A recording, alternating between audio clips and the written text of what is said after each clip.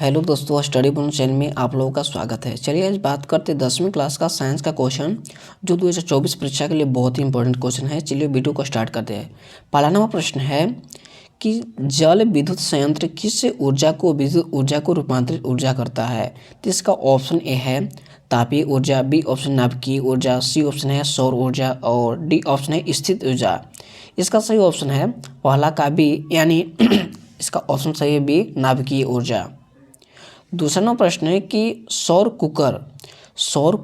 Cooker के लिए कौन सा दर्पण सर्वाधिक उपयुक्त होता है। तो इसका ऑप्शन है समतल दर्पण, बी ऑप्शन है उत्तल दर्पण, डी ऑप्शन है अवतल दर्पण और डी ऑप्शन है सभी। इसका सही ऑप्शन है दूसरा का सी, यानी अवतल दर्पण का उपयोग होता है। तीसरा नंबर प्रश्न है कि नौरौरा नाभिकीय विद्युत संयंत्र किस राज्य में अवस्थित है। तीसरा नंबर प्रश्न है कि नौरौरा नाभिकीय विद्युत संयंत्र किस राज्य में स्थित है। तो इसका ऑप्शन है राजस्थान, बी ऑप्शन है महाराष्ट्र, सी ऑप्शन है उत्तर प्रदेश, डी ऑप्शन है गुजरात। इसका सही ऑप्शन है तीसरा का सी, यानी उत्तर प्रदेश में स्थित है। चौथा नंबर प्रश्न है कि प्राकृतिक में पृथ्वी पर ऊर्जा का मुख्य स्रोत क्या है। प्राकृतिक में पृथ्वी पर ऊर्जा का मुख्य स्रोत क्या है। तो इसका ऑप्शन है कोयला, बी ऑप्शन है सूर्य, सी ऑप्शन है पानी, डी ऑप्शन है लकड़ी। इसका सही ऑप्शन है कि इसका सही ऑप्शन है चौथा का बी, यानी सूर्य। सूर्य जो है, जो पृथ्वी का ऊर्जा का मुख्य स्रोत क्या है, तो सूर्य है। 5 नंबर प्रश्न है, 5वां नंबर प्रश्न कि जीव द्रव्य ऊर्जा स्रोत का उदाहरण निम्नलिखित में से कौन नहीं है। 5वां नंबर प्रश्न है कि जीव द्रव्यमान ऊर्जा स्रोत का उदाहरण निम्नलिखित में से कौन नहीं है। तो इसका ऑप्शन है पेट्रोल, बी ऑप्शन है गोबर गैस, सी ऑप्शन नाभिकीय ऊर्जा और डी ऑप्शन है कोयला। इसका सही ऑप्शन है 5वां का सी, यानी नाभिकीय ऊर्जा सही आंसर है। 6वां नंबर प्रश्न है कि पवन विद्युत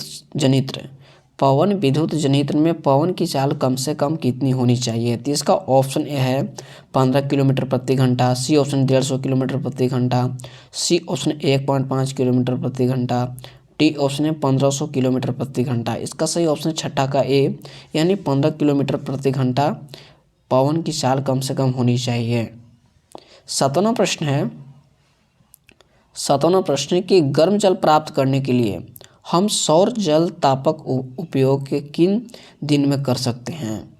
इसका 7वां प्रश्न है कि गर्म जल प्राप्त करने के लिए हम सौर जल ताप का उपयोग किन दिन में कर सकते हैं। तो इसका ऑप्शन है धूप वाले दिन, बी ऑप्शन है बादलों वाले दिन, सी ऑप्शन है गर्म दिन और डी ऑप्शन है पवनों वाले दिन। इसका सही ऑप्शन है 7वां का बी, यानी बादलों वाले दिन में नहीं किया जाता है। 8वां प्रश्न है कि निम्नलिखित में से कौन सा जैव मात्र ऊर्जा का स्रोत उदाहरण नहीं है। 8वां प्रश्न है कि निम्नलिखित में से कौन सा जैव मात्र ऊर्जा का स्रोत का उदाहरण नहीं है। इसका ऑप्शन है लकड़ी, बी ऑप्शन है गोबर गैस, सी ऑप्शन नाभिकीय ऊर्जा, डी ऑप्शन है कोयला। इसका सही ऑप्शन है 8वां का सी, यानी नाभिकीय ऊर्जा है। 9वां प्रश्न है कि पुष्प का कौन सा भाग परागकण बनाता है। पुष्प का कौन सा भाग परागकण बनाता है। तो इसका ऑप्शन है 9वां का सी, यानी पुकेसर जो है, जो पुष्प का ऐसा जो भाग है पुकेसर जो परागकण बनाता है। 10वां प्रश्न के चिपको आंदोलन का मुख्य उद्देश्य संरक्षित करना था। किसको संरक्षित करना था, यानी 10वां प्रश्न है कि चिपको आंदोलन का मुख्य उद्देश्य किसको संरक्षित करना था। तो इसका ऑप्शन है मिट्टी को, बी ऑप्शन है वृक्षों को, सी ऑप्शन है जलों को और डी ऑप्शन है बिजली को। इसका सही ऑप्शन है वृक्षों को संरक्षित करना था। 11वां प्रश्न है कि निम्नलिखित में से कौन सा प्राकृतिक संसाधन नहीं है।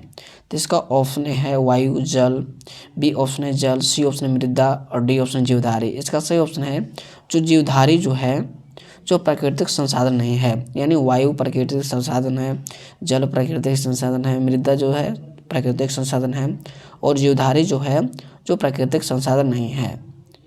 12वां प्रश्न है निम्नलिखित में से कौन सा एक भूमिगत जल का उदाहरण है। तो इसका ऑप्शन है नदी, बी ऑप्शन है कुआं, सी ऑप्शन है तालाब और डी ऑप्शन है समुद्र। इसका सही ऑप्शन है जो कुआं जो है, जो भूमिगत जल का उदाहरण है। 13वां प्रश्न है कि CFC का पूरा नाम क्या होता है। CFC का पूरा नाम क्या होता है। तो इसका ऑप्शन है क्लोरोफ्लोरीन कार्बन, सी ऑप्शन है बी ऑप्शन है क्लोरोफ्लोरोक्लोराइड, सी ऑप्शन है क्लोरोफ्लोरोकार्बन और डी ऑप्शन है इनमें से कोई नहीं। इसका सही ऑप्शन है कि CFC का पूरा नाम क्या होता है, तो क्लोरोफ्लोरोकार्बन होता है।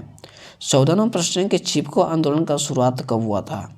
14वां प्रश्न है कि चिपको आंदोलन का शुरुआत कब हुआ था? तो इसका ऑप्शन है सन 1870 ईस्वी में, बी ऑप्शन है सन 1970, सी ऑप्शन है सन 1980 में और डी ऑप्शन है इनमें से कोई नहीं। इसका सही ऑप्शन है कि 14वां का सही ऑप्शन है बी, यानी सन 1970 में चिपको आंदोलन का शुरुआत हुआ था। 15वां प्रश्न है कि वन संपदा का एक उदाहरण है। वन संपदा का एक उदाहरण है तो इसका ऑप्शन है मिट्टी, बी ऑप्शन जल, सी ऑप्शन लकड़ी और डी ऑप्शन है कोई नहीं। इसका सही ऑप्शन है कि वन संपदा का एक उदाहरण क्या है? तो इसका 15 का सी, यानी लकड़ी जो है वन संपदा का एक उदाहरण है। और 15वें क्वेश्चन से अपनी वाणी को विराम देते हैं और स्टडी वन चैनल को सब्सक्राइब करें, बेल आइकन को प्रेस करें और ज़्यादा से ज़्यादा शेयर करें। मिलते हैं नेक्स्ट वीडियो में। जय हिंद, जय भारत।